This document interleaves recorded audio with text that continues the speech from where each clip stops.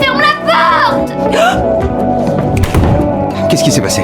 Elle a des poils. Qu'est-ce que tu veux dire, elle a des poils? En bas, Natalia n'est pas une petite fille. Je suis entrée dans la chambre de Natalia pour vérifier ce que je pensais.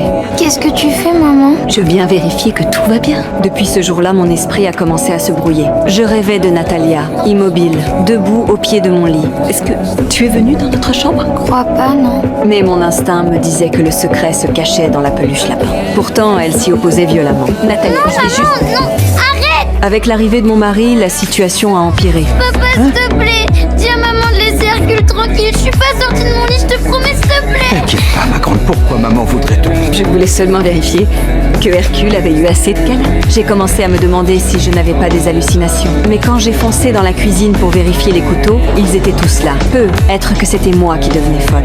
Christine, qu'est-ce qui se passe? Je suis pas moi-même avec elle. Et je m'énerve, je me mets en colère pour un rien. On n'arrive pas à créer un lien. Je sais pas comment je peux être une mère pour elle si j'arrive même pas à lui parler. Mon mari, lui, pensait simplement que j'étais trop stressée. Mais je ne m'attendais pas à ce que ma relation avec Natalia devienne incontrôlable. Et c'est à ce moment-là que tout a dérapé.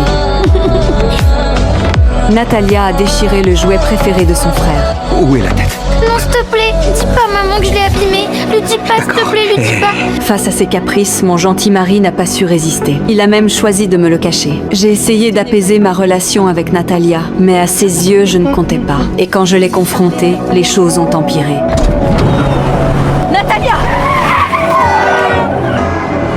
Natalia Grace, ne refais jamais ça! Tu sais que c'était très dangereux! Face à mes avertissements, elle affichait un air satisfait. Je pensais que tout s'arrêterait là, jusqu'au matin où j'ai découvert des punaises partout par terre. Qu'est-ce qu'elle a fait? Catastrophe! Natalia est juste une enfant. Tout le monde disait que j'avais tort, mais je savais que je n'étais pas folle. Alors j'ai foncé dans la chambre de Natalia.